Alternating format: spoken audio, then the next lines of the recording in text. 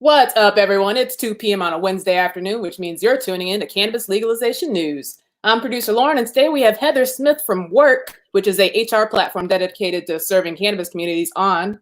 But first, we do have to get into a little bit of cannabis legalization news. So, Miggy, what's going on? Ooh, Hey, the ghost of weed pass. What's Miggy? It looks like you're made out of weed. What is that, dude? I found the blue screen. You found a blue screen, and now this is an update actually from the distributor that we use to do the show called StreamYard. They've come out with a green screen. So remember to like and subscribe, and you'll see more Miggy as a floating head and arms made out of a sea of green cannabis. Reporting live from weed. Reporting live from weed. Any news to report from weed, Miggy? Well, Washington State's still doing our fight for home grow. We're on day 9 of legislation. And I can't believe that BS we talked about how they're trying to limit the concentrates to 10%. Yeah, what kind of bullshit is that? And what kind of thinking is that? And it was a lot of Democrats. There's a lot of Democrats that were on there. But hey, in weed news for me, check it out. What does this say, man? I like your 420 shirt.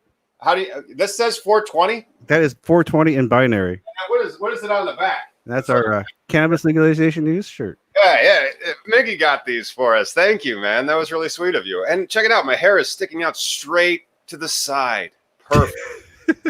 And those are the same ones that we hope to give out, later on in giveaways and shit. Well, why don't we just start giving them away now then? Anybody want a shirt? There you go. Hit in the comments. Leave it in the comments, right? But in actual cannabis legalization news, I jumped on this came out after 5 p.m. Yesterday, which was no, it wasn't yesterday. No, the 21st. Yeah, it must have been yesterday. And then you have until Monday to get your next round of questions in. But it really came and shed some light on the differences between your craft grower and the differences between the infuser license. And it looks like if you get the craft grower, you also get the infuser license. Oh, wow. And yeah, well, check it out. I mean, I add it to the stream here, and then I'm going to go ahead and click on this infuser questions right there, and it goes right down. And then you look at number 6 says, can an infuser do anything a craft grower can't do? Answer, no. Huh. And then one of them was even more along the lines of, there it is, only cultivators, craft growers, or infusers are authorized to conduct infusion activities. So applicant must describe any infused activities. But this also goes into the emergency rules that they put out. Those emergency rules actually do say that you are supposed to describe under 1300.375 of the emergency rules for the craft growers. It does explain that you're supposed to provide how you're going to do your infusion if you want to do those infusions. So it looks like the craft growers are really going to be even more in demand, but it also looks like, because that says, what can a craft grower do? Can an infuser do anything that a craft grower can't do? Answer, no. And then that raises a question. So can they grow weed? Yeah. Craft growers can grow weed. So they're probably gonna have to clarify that clear no, because it's too far afield, but it means that maybe the infuser license could be gotten so that you could do the vape pens. So vape pens might be on the infuser license. Would this be a moment too, though, like until they clarify it, where someone says, "Hey, it says no, I'm going to start growing right now"? Well, again, there are none. So like this application is the first one. So like there's just no craft growers right now. There's no infusers. So it's a hypothetical, but yes. Other cannabis legalization news, and I meant to put this up and kind of lead with it, but we had too much fun stuff. Miggy is literally reporting from cannabis. But catch me tonight at Green and Shy. I'll still have this awesome hair flying right to the side. And I'll be there at the Godfrey Hotel in the IO Roofscape. There's a pretty sweet keynote. I'm not sure the name of the guy, but he's got something. He's one of those cannabis companies that you raise money for as opposed to print money from. So I'm always a little I have trepidations when it comes to those, because I think that the point of a company is to sell value and sell products. The point of a company is not to raise capital. But what do I do? But aren't all cannabis companies right now still raising capital no matter what? Well, unless they're printing money, and you should be printing money. I mean, that's if you're going to operate in a way that you can do and turn a profit or like lose 5 pennies. I mean, if you want to, like, you're in Seattle, Amazon doesn't exactly post the biggest profit in the world. They reinvest all their revenue, but they make it up in cash flow. And speaking of cash flows, let's go to the third one. This was actually Stacy was like, "Hey, do you guys have advertisements for cannabis legalization news?" I'm like, "Yeah, you can literally sponsor an episode, and that's how you can come on." And so don't forget, hey, go ahead, sponsor an episode of Cannabis Legalization News. And I still got to work on so much content. Hey, so did you see my fucking and I'm working on content before I got on here, man. But I have to balance that, and Lauren's going to help me with a lot more of the content because I'm supposed to be doing the law works. I will get there, man. It's a long, well, hell, just like we were talking earlier with the weed news fiasco. It's like, every once in a while I'm part of a bigger thing where we're getting 50,000 hits a month, and then something happens. You're like, all right, we gotta walk away from this right now, and then someone else picks it up or something. But someone else does. Did you see my Facebook post about Gold Leaf Holdings and Chalice Farms in Oregon? Absolutely not. So Chalice Farms in Oregon fired an employee there for her cannabis consumption, which might have been on site, like on her break. Like for medical purposes, because she's an older woman. She's a volunteer for Parents for Pot. She's part of Normal. But again, Chalice Farms, who's owned by Golden Leaf Holdings, a Canadian company, let her go for cannabis use in Oregon. That's crazy. I mean, I would understand being fired for not using cannabis in Oregon, because that's what I think about when I think of Oregon. I just think everybody's like, they're all walking around with cannabis. But I've never been to Oregon, so that is pure. I've just made that up. It's not real. Yeah. No, but it's just, to me, it baffles me where this legalization 2.0, where we're trying to create this corporate infrastructure. Of course, it's still cannabis, and you can't be a corporate cannabis company and not let your people, like this Budweiser, not let people drink. Seriously. I mean, I hope they would not let them drink on the line. So like while they're making beer, they're not getting drunk because they will become less effective at making beer. But at the end of the day, sure, go down to the tapping room and have yourself a flagon of ale. Is that a quantity? Flagon? I don't know, but we can try it.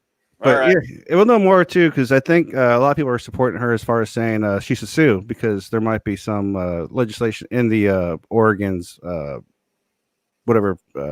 That's like a thing, because very often it's built into these types of statutes to prevent discrimination solely for the usage of cannabis. But Illinois walked an exceedingly fine line, which will be answered in court, where it appeared to protect both.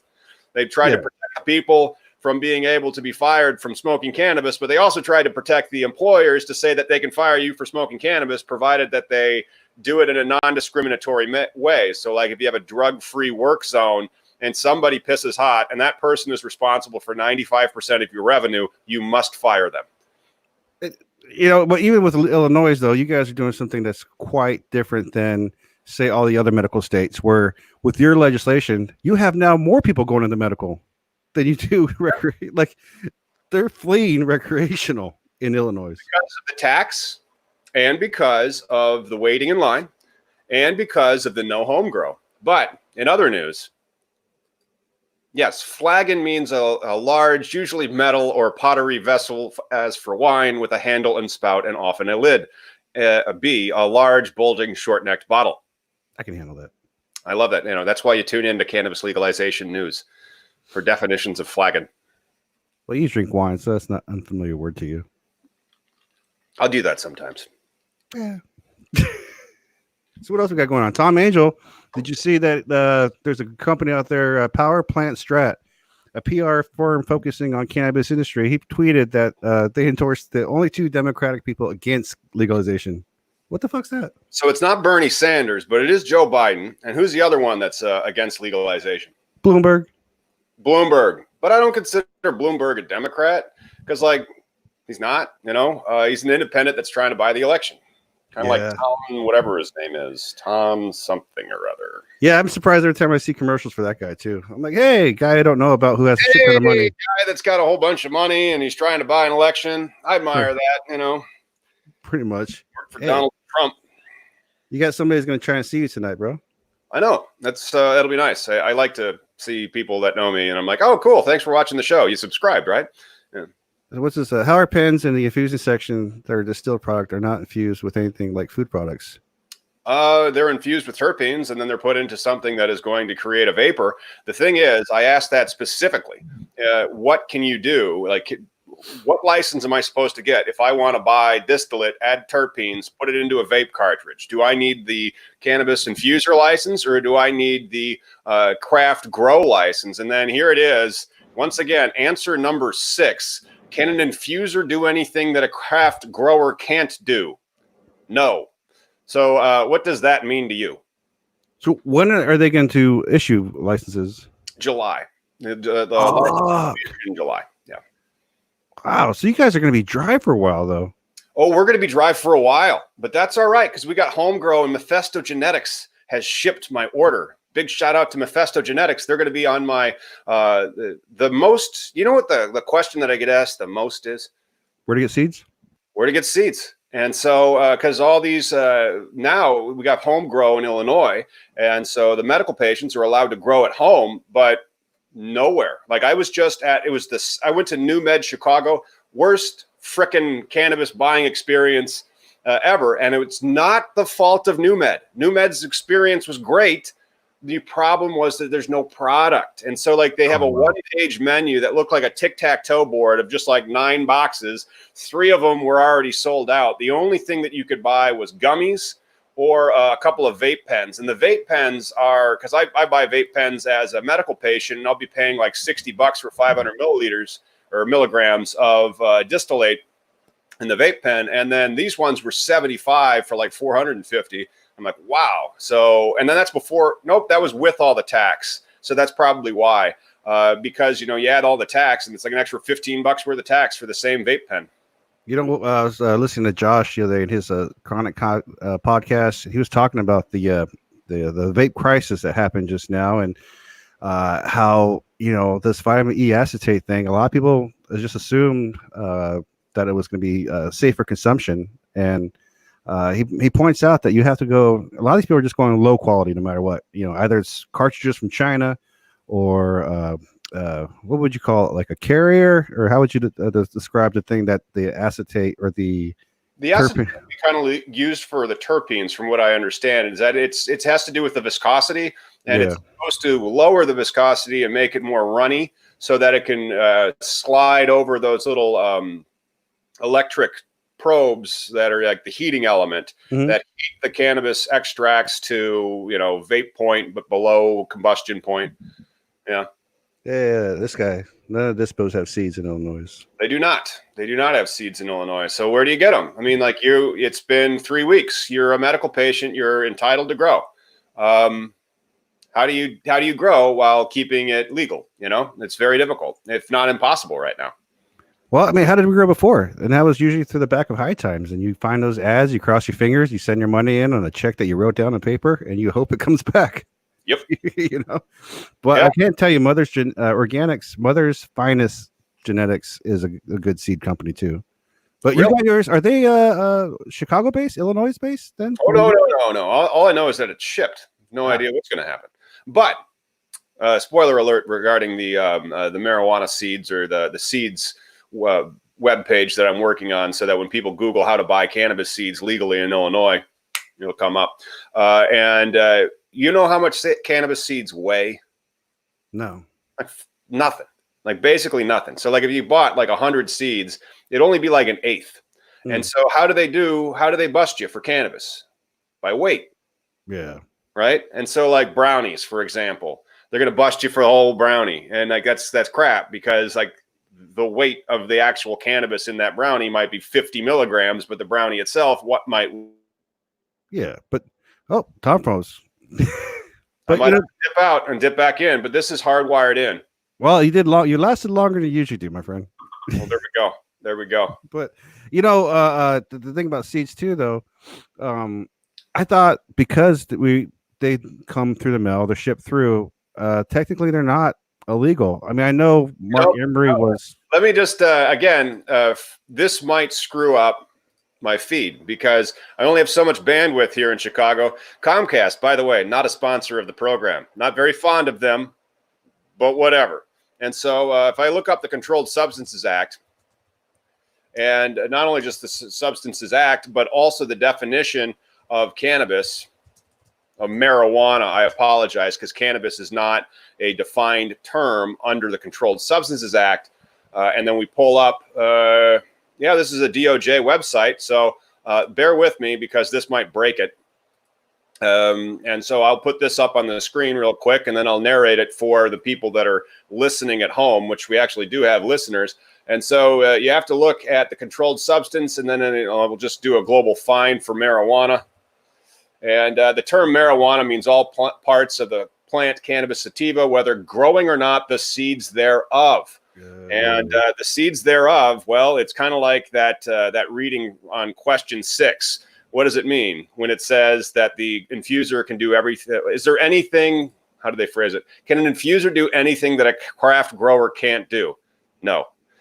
Yeah. So, the seeds are federally illegal. I'm sorry, wrong one. Hit that. There we go. And so because the seeds are federally illegal, then you have to get back to the weight. How much does 10 seeds weigh? Maybe a gram, maybe 2 grams, tops.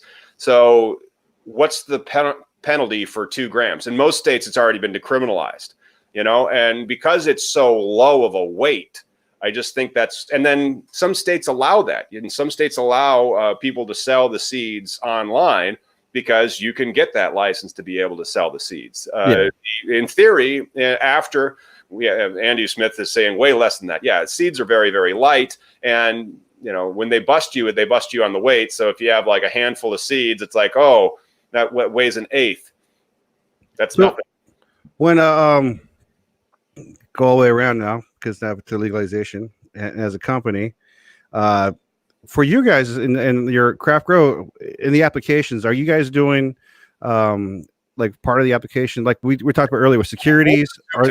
We'll do soup to nuts. And so we'll do soup to nuts with the partners that we have throughout the industry. And so right now, the consultants are really, really thick when it comes to your craft grow, your infuse, but nobody has any clue what's going on with the transporter license, which is pretty cool. But the transporter license really has not existed anywhere. And that's one of the problems with the transporter license, because they've set it up like a liquor license. Liquor distributor license, where they're going to be wholesaling, but you can't wholesale in this stuff because of IRC 280E. You're literally brokering in marijuana, so you're going to get totally double taxed. So then we're like, well, then the business model needs to be a courier business model, like a FedEx or a UPS. It's going to be doing price per weight per mile or something like that. Yeah. And I'm looking at that and I'm like, I don't know if you're going to be able to cash flow this business. But for those kind of companies, though, like because they're auxiliary companies of cannabis, though, don't they also have requirements like with you with the social equity stuff? How about with like the HR stuff and that kind of, is that a part of the requirements? Yes, you need to have a diversity plan that's going to speak to how you have a plan to address hiring, and not just hiring, but it's ownership, management, hiring, and contracting on a diverse method, and so it's very important for that. And then not only is that very important, the master growers are important, the growers that you have themselves, and the people that you need to staff the company. So HR is huge because there are specific transferable skills from other industries that you can get into the cannabis industry for and see if it's right for you. Yeah, and I think our guests can help us understand more about the inner workings. Absolutely. Heather, what's going on? Hey guys, perfect intro. Thank you. Thanks for joining. Can you tell us a little bit about Würk? Yeah, absolutely. Well, first of all, thank you guys for having me. Super stoked to be able to contribute and learn in the past 10 minutes. So Würk is a payroll and HR company specifically for the cannabis industry. We help people with all of their onboardings. When you have a new employee, making sure that their paperwork is filed correctly, and then time tracking and scheduling and performance management, and then kind of the bread and butter of what makes us different in the cannabis industry specifically is being able to offer direct deposits to people. So we can jump into kind of the details of how that works, especially with people that have banks and operations that don't have banks too. But I'll stop there and let you guys jump in. So you offer like a payroll option? Yeah, payroll is really where we're excelling because a lot of the mainstream payroll providers that you might think of, such as ADP and Paychex, Paylocity, they're not willing to jump into this space. Yeah, I got bounced from my PEO. With the Yep. first one I picked, I got bounced from it. I was trying to do, I can't even remember their name. It was one of those internet startups that says, "Hey, we'll do your payroll for you." And I'm like, "Okay, cool. I help these people get out." Yeah, it sucks. And I think that's why we have been able to have the position that we do, is because this is the industry that we want to serve, and we care about it very much. And because of that, we've established very compliant banking relationships to allow real ACH direct deposits.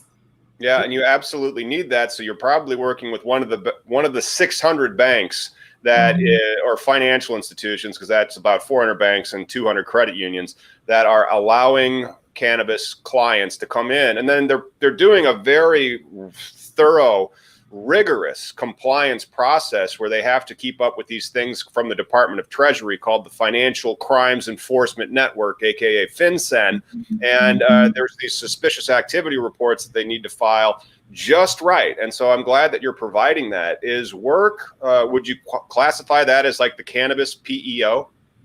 So we're a little different than a PEO in that you as an operator still own your employees and you own your data. So we're a software system or a SaaS that you can still have full ownership over all of your employees and all of your data. What we do provide to some of our small and mid-market operators that may not have a dedicated HR manager or enough resources is managed services. So if you don't have the capacity to do the payroll and the taxes and all of that kind of complicated HCM process, our team can actually come in and handle that for you, but you can access the technology at any time. It's a lot less expensive than going with a PEO, and you still own your employees. So there's pros and cons to both approaches. Would you be able to help them find a bank? In some cases we have. So I mentioned that we do work with clients that already have bank accounts, and we do go through a rigorous bank vetting process as well. But we can easily start doing the direct deposits. What we do with clients that don't have a bank account is set them up so that they have a paper trail.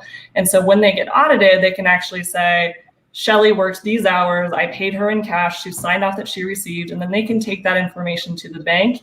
And that has helped in conversations with our clients to get a bank account. So sometimes we don't want to promise that. You mentioned when they get audited, not if they get audited. Why would you say when?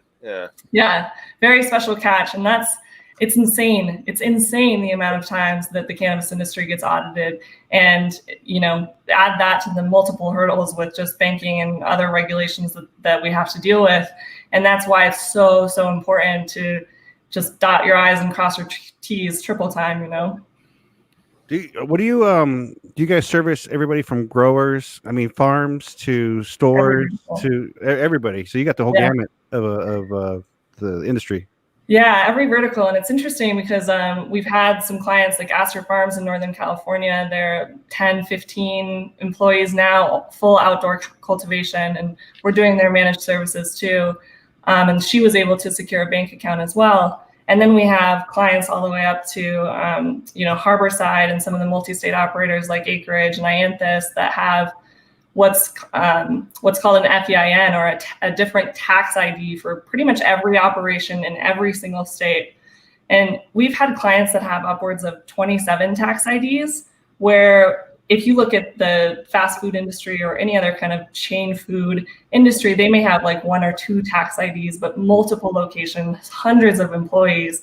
And just managing that little aspect is pretty complicated. And that back end is really something that our clients in the industry probably don't see.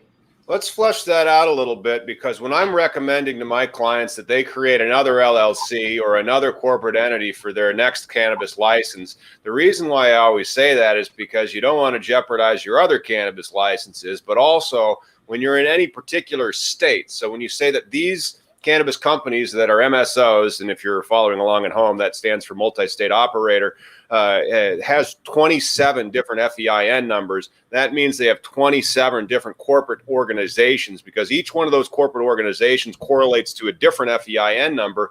Why are they structuring it like that? I think part of it is to set yourself up for certain mergers and acquisitions in the future. I've seen some people do it that way. I think part of it is different regulations per state. You may actually know a little bit more. Some of our holding companies have figured out ways to do it differently. We still recommend that everyone works with their accountant and their legal and compliance departments when setting up those LLCs to make the most out of their deductions and how they're reporting. When you do payroll, I'm curious too, do you offer any services too for like a 401k or anything for these kind of people? Excellent question. So yes, we just partnered with a broker called ABG, and we've got a couple of other benefits brokers and the basics, vision and dental and health. But it's funny because it's not funny. It's actually awful. 401ks haven't been offered in a lot of respects. How do you? How do you offer a 401k? Right. Tax advantage, ill-gotten cannabis money. Okay.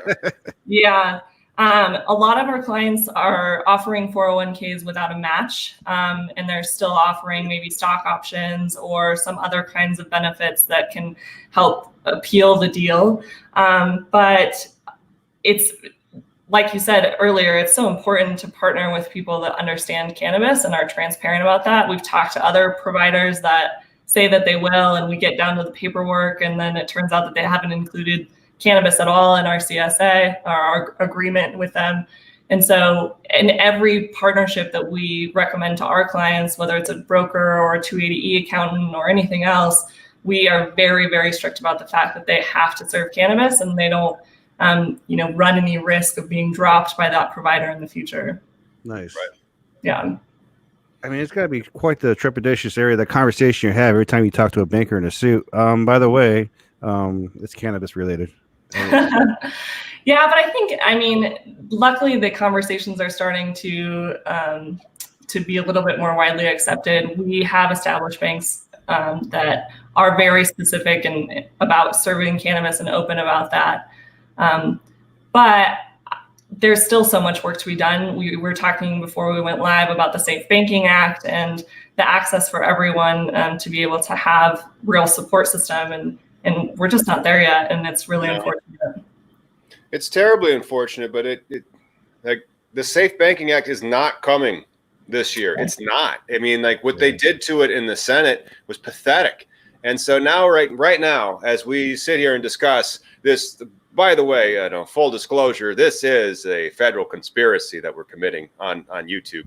Thank you, YouTube, for allowing us to commit this. We're trying to not commit a federal conspiracy. We're only committing a federal conspiracy because the idiots in Congress are not getting off their duffs, and they are not helping pass the MORE Act or the Safe Banking Act as soon as it hits the Senate with a 52 senator majority for the Republicans, who right now are defending the president on the Senate floor.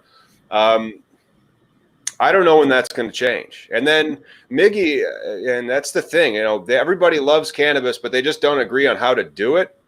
And so now in Washington State, it's not the Republicans. It was a lot of the Democrats that are trying to get their extract levels like away from like purity, which means that it's pure THC, and that there's no impurities in it, all the way down to 10%, which means you have to cut it with a lot more things and dilute it. And what are you going to be diluting it with, It's also the Democrats holding up our homegrown issue, too, in the committees, which, we thought Democrats were the good guys. I don't know who the fuck's the good guy no more. But anyways. Another conversation for another day. Yeah. So for Würk, do you guys have analytics for like each state as far as like the pay scales? Like for me, when people ask how to get into the industry or they say what they want to do, I say Budtenders the first step. That's your first foothold into any state because each state has different laws. And, here in Washington, the Budtender provides a living wage only for one person. It's not like I could do what I do as a Budtender and support a family of 4 in Seattle. That's not going to work. But it's still a good living wage for a single person. And where do you see the wages at state to state? Like, what's the range from? Yeah, I mean, so unfortunately, I'm not able to share what our data shows right now, but hopefully because it's proprietary. Come on, that's why we have you on. Spill the beans. Yeah, we're working on some aggregate data to show more than just compensation, but trends and how long you actually stay in your job. Because a lot of what we're seeing is that budtenders are turning over less than 4 months. And why is that? Is that because of salary? Is that because of culture? Or is that because of lack of benefits? And so there's a lot of assumptions that can be made. We want to be able to kind of package that data up with some real answers. But I'm in Denver, which I think is a little bit of a different train. But in 2022, our minimum wage goes up to $15 an hour. And so some organizations like Terrapin Care Station up in Boulder, they're already implementing a $15 minimum wage for their budtenders just to kind of get ahead of that and stay competitive and just do the right thing in general. But it's difficult. I know Green to Go in Washington, they have a pretty awesome salary and benefits options for all of their staff, including benefits. I think it just depends on the organization and state to state. And I mean, taxes are such a huge burden. Like we can in Illinois, you get points. You get specific points for having a living wage. And so when I'm putting together my applications for one of my teams, I'm like, all right, well, let's go to this living wage calculator from MIT and figure out exactly what you should be paying your budtenders, so that you put that right in there, and then you're going to score more points, because on the Illinois application, they're talking about this social equity, justice, restoring the communities that have been most detrimentally impacted. And then, are you paying a living wage? Are you giving them retirement benefits? Because they know it's a cash flow. Even after you pay all your taxes, they know it's a cash flow. Unless, of course, you're doing some of those management LLCs, which the tax courts have started to strike down, where you try to suck it all out and turn it into traditional businesses that you can deduct expenses. But even then, they know it's a cash flow. So they want you to be paying your employees before they're really paying yourself. Yeah. That makes more sense. Well, and you talk about social equity as an employee going in, thinking about the ways that you give back to your community and how, you're building that into your everyday culture would be an important aspect to me in joining a company as well. So There's a lot to consider there. Heather, you've been part of the cannabis backbone business for a while. Before we were talking to Green Room about MJ Freeway, but I also saw that you were at South by Southwest. Our organization was, Würk was at South by Southwest, and actually our CEO, Keegan Peterson, is going to be there with Cy Scott from Headset and a couple of our leading investors, Emily Paxia from Poseidon and Tahira. And I think it's always an interesting opportunity to get in front of a crowd that's not cannabis specific. I've been doing cannabis trade shows for 6 years, and you get one opportunity to go somewhere else that has just outside of our bubble and be able to talk to them about the challenges that they probably had no idea were happening. I thought South by Southwest was an Alfred Hitchcock movie. Might be. Well, that group right there, what she just mentioned with Headset, I mean, that's a big analytical company. Between them and you at Würk, I mean, that the knowledge between those two has got to be pretty good if they can bounce numbers to each other. Yeah. Sounds like those numbers are proprietary, though. I think so. Yeah. Well, and what's funny is you think about, and I'm sure Headset and BDS and a lot of the other data companies have faced this challenge before, is making sure that we're consistent. And at MJ Freeway, we had this issue too. When you talk about a product at one dispensary, you may say Bubba Kush strain, and then the way that you put it in your seed to sale software in another dispensary down the street could be BKS. And so when you think about bringing that data together, especially from HR and people management perspective, is titles.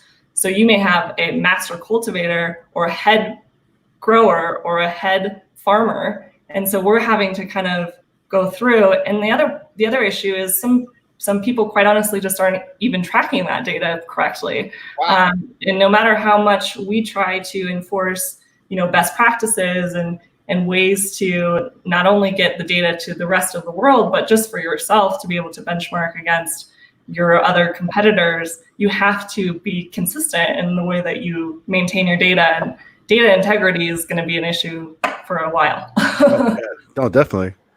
Yeah, considering all the crosses and strains, you can't track all that. I mean, Right. and then every state is its own unique pond because there's no interstate transfers at all. It's all because that's when the federal crimes really come up. If it's like, I'm going to ship this legal weed from Illinois all the way to Colorado, in this hypothetical world, Illinois actually has bulk legal weed sitting around. But that's also called diversion. Yeah, that's right. But that's when you really go cross state lines. That's interstate commerce. That is the purview of the actual, that's why we have Article 1, Section 8 of the Constitution. And that's also why Controlled Substances Act exists. I'm not sure why cannabis is called marijuana and next to heroin in it, but that's where it's been for 50 years. And it seems like Congress doesn't really care to change it. Yeah. Heather, how do you guys get around the 280E issue? So one of the ways that we help our operators is just tracking where their employees are and what tasks they're doing. So part of what 280E says is that you can actually deduct when you're trafficking a substance. And so when a budtender is selling or trafficking a product, that task isn't deductible according to 280E. But if that same budtender then leaves the front of the house and does something that's not considered part of the process, like rolling pre-rolls, for example, that task and that time can be deductible. And so we figured out a way to report for operators to be able to optimize their deductions against 280E. And so again, it's something that we have figured out and is different for us than some other mainstream payroll providers out there, and has been pretty helpful for a lot of our clients. And it's not just payroll, but it's also HR that you guys offer, right? Yeah. So when you think about when an employee comes on board, or even when you start to put together a job description, you have to post that job description ideally to a couple of different job boards, and then have to track those applicants and send them emails letting them know that they're moving to the next interview stage. And then they have to go through, once you've decided to hire them, all of the paperwork for that. So making sure that you file them as a 1099, or ensuring that they get their W-2s and their W-4s. And so all of that kind of payroll / labor management happens within our system. And then the nice thing about it is you don't have to have disparate technology systems to manage your workforce. So you don't have to have a separate system for scheduling and a separate system for clocking in and clocking out. Our entire app is mobile friendly too, and it can be geo-fenced. So when your cultivator gets on site, they can clock in, clock out, they can change their tasks, so you can track if they have happened to go to the front end of the house and start selling for 280E. So there's a lot of benefits rolled into one. Wow. Yeah, we aren't allowed to do the pre-roll stuff here in Illinois. Kind of a bummer, so you can't do that. But we were talking earlier about this transporter license and what its business model is going to be. That might be a way that they're going to try to put that onto 280E. So when you're buying your inputs as a dispensary, you'd be like, all right, well, the wholesale price for this cannabis that we can deduct was this, and here's the delivery fee, which was that. We could also deduct that delivery fee. But then maybe also like the labor for stocking the shelves, but then you start trafficking in it, Yeah, absolutely. I saw, not to plug us, but I saw someone came in and asked for a website. The name of our company is Würk. It's actually WURK. Yeah, we've got an umlaut. We've got it on my sheet too. Nice. So our website is Enjoy Würk, WURK, and our founder was like, this is a different kind of work in the cannabis industry. It's something that we do with a smile, and so that was the thought process with the umlaut. We are not a German company. Oh, that's pretty good, positive. I like that. Yeah. With the HR thing, it's a smile with the dots and the U. Yeah. Okay. I thought it was work. Yeah. Smile work. Hey, so do you guys also help with the hiring process too? Not as much. So I mentioned a lot about being able to post the job descriptions and track your applicants, but we've partnered very closely with Vanxt, and especially because they're local to Denver too, but they've been around for quite a while and have quite a bit of employees on their system. So we refer a few clients to them if they're looking for a lot of contract or gig workers. And then we have a few recruiting firms that specialize more in the C-level placements too. So we've got a good network. We've been around since 2015. And we're able to kind of create those relationships in staffing, but also with banking and accounting and other areas too. Oh, it sounds like you guys got a huge footprint with the South by Southwest thing and working with Headset and making moves.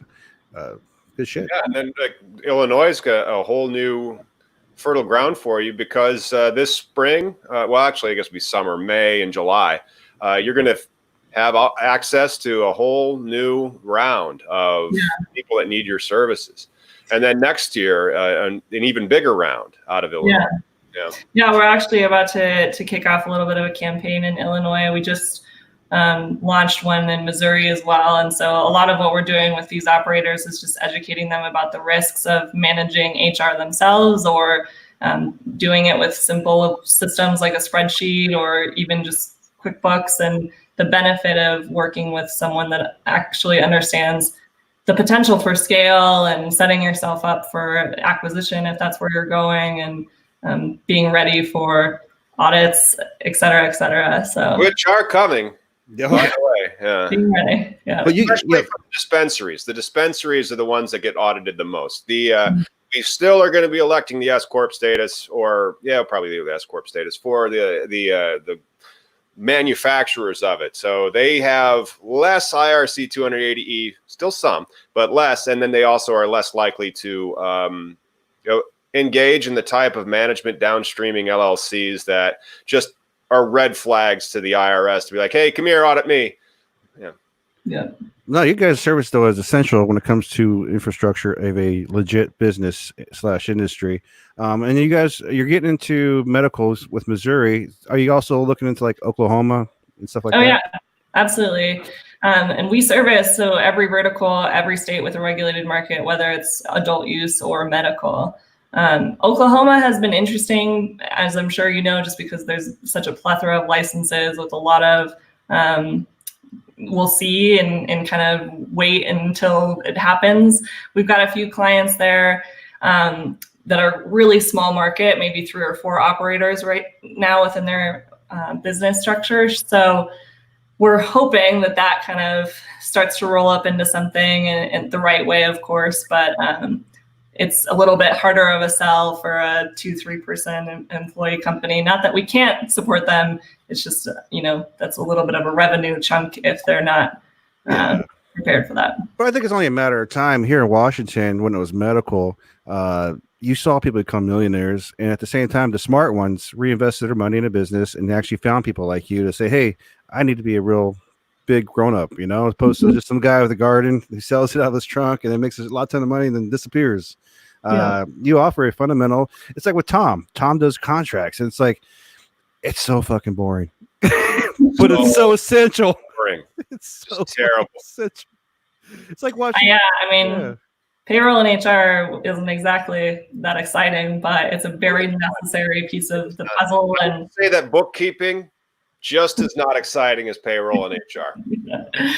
But it's necessary. I knew a lot about the seed to sale kind of chain of custody process prior to joining Würk, and not a lot about HR and taxes. And it's pretty fascinating how much can really go wrong when you don't file things correctly, or when you're not. They'll disallow it. They'll disallow, and then they might have penalties. Yeah. Oh yeah. And those penalties can rack up. And the other crappy thing is that we've had clients come to us that say, I have been kicked off of my payroll provider, such as ADP, with 2 weeks notice to find a new solution. And transitioning from a payroll system isn't like a push of the button thing. There's quite a bit of data that has to come over, and implementation and onboarding. And it's really unfortunate. And so we're trying to do a lot of education right now on, again, the importance of partnering with companies that know cannabis and have worked in it before. So ADP doesn't support the payroll. That's wild. No, the largest don't like QuickBooks. May also not, because one of the things, I'm not doing anything illegal, but they asked me if I did. Not that QuickBooks is watching, but Cosmic Lettuce is, and she asked a question. Cosmic Lettuce, I'm not sure what gender it is, asks a question: are cannabis testing labs trafficking? Let's discuss that as if we were an actual show. Yeah, I don't think so though. I mean, you're just verifying a plant. That's all you're doing. You're saying it is what it is. There's no, Yeah, a testing lab isn't actually doing any kind of transaction. That's right. I guess you're being paid for services and you are plant touching, but you're not selling to a consumer. And I think you'd be able to deduct it as well. I think that would be cost of goods sold. So if I'm the craft grower and I have regulations on top of me that says I must do this test before I can sell it, and it must test clean on such and such, then I'd be like, all right, great. Now I'm allowed to sell it. It's not that I'm trafficking. It's that I'm complying with the statutes so that I'm allowed to sell it. So I would say that that's even outside the bounds of IRC 280E, and definitely not trafficking. No. Trafficking is, hey, you want to buy some weed? Yeah. And then sell the weed. Yeah. Yeah, and I actually can share afterwards. We've got kind of a breakdown of what is and what isn't deductible when it comes to your workforce, at least. Awesome. Can you? Is that an image? It's a PDF. Yeah. So give it to Lauren, and then we'll put it on the webpage that we're going to make on this interview. Yeah, that'd be great. We have a ton of resources on 280E too on our website. So if you have questions about it when it comes to not only labor, but outside of labor as well. That's a great resource. I mean, there's a lot of people who want to get into business, but don't know what to expect. It's complicated. 280E, I mean, it's an incredibly gigantic burden that's just so archaic and stupid. Yeah, just like Schedule 1 marijuana. Yeah. Well, it feels kind of ironic too when you're paying your taxes, and then sometimes these people get rated, and we're paying for ourselves to get rated. I mean, we had Glenn Keeling. Was that his name on? Yeah. Poor man, a medical patient out of Ohio, but it was because Lance Glore got arrested too when medical was kind of new in Washington State, and so medical was very new in Ohio, and then arrested. And the case isn't moving anywhere, but they haven't dropped it. Yeah, just like the Kettle Falls 5 here, we had, I think, probably about 4 or 5 years, their case was drawn out. I mean, justice ain't quick when it comes to weed because people are confused still. Even in 2011. They're prejudice. Mm-hmm. Yeah. And I mean, I commend a lot of the organizations like Last Prisoner Project and some of the others that are popping up to help expunge some records. There's still so much work to do. Do you offer anything like that from Würk? Is there any social equity stuff that you guys provide for the employers? You know, that I wish that we were doing more in that area. Our managed services team will help develop some employee handbooks and policies that talk about how to communicate your culture and what's important to you, to your employees. We've contributed to Last Prisoner Project, and we've been sponsors of Women at the Initiative. We've been sponsors of MCBA, Minority Cannabis Business Association. So there's ways that we're giving it back financially. I want to do more of the kind of resume building and interview best practices and give more. There's so much, that we could be doing that we should be doing more of. So hopefully soon. Well, the resume building and the job training is all things that, people say, hey, I want to do this, but yet I don't know how to have a cover letter. Mm-hmm. It's essential to be a grown-up. A lot of us aren't taught how to do this. I think you want to do this, you don't have a cover letter, and you're trying to get an industry that's regulated like it's an airline or a hospital. Yeah. And there's really no certifications, there's no education, there's no training in what cannabis is. I mean, I know Oaksterdam and Trichome and some of these other organizations are really putting together some good educational content on that, but nothing that's been nationally certified and recognized to really help people have a foot in when they go into interviews and things. Yeah, well, there's only one federal recognized organic cannabis farmer that we had on the show, and that was Farmer Tom. Oh yeah, Farmer Tom. Love that guy. People how to grow cannabis. Yeah. Well, he's doing his hemp university now. He's focused on the hemp angle, but which is great. I would follow his stuff. He's producing videos now. I guess now's the time where people should start looking at hemp seeds and doing all kinds of other stuff. But now he's producing a series about like what you should be doing this week, which I think is great. But yeah, that is cool. Heather, thank you so much for joining us today. Yeah, you're so welcome. Thanks for having me. Can you spell out your website once again for the podcast listeners? Absolutely. It's enjoywurk, WURK.com. And we've got all the social media too. If you want to check us out on Instagram, we have a very culture focused feed on there, so you can see what our team's about and what we're doing here in Denver. And appreciate you guys listening. If you have any questions, we're open to answering them. Just use the contact form on our website. Sweet, thanks. And Tom, who do we have coming on this Sunday? Oh, this Sunday we're going to have Mr. Cannabis Law, Dustin Robinson. So we're going to be discussing everything about Florida cannabis law and where Florida is going with cannabis legalization. So if you guys have Florida, on your mind or any type of relations there, and you want to learn what's going on, please tune in on Sunday. Sweet. As always, guys, thanks for tuning in. Make sure you like and subscribe to keep up with all cannabis legalization news. We'll see you on Sunday. Bye-bye. Ooh. Oh.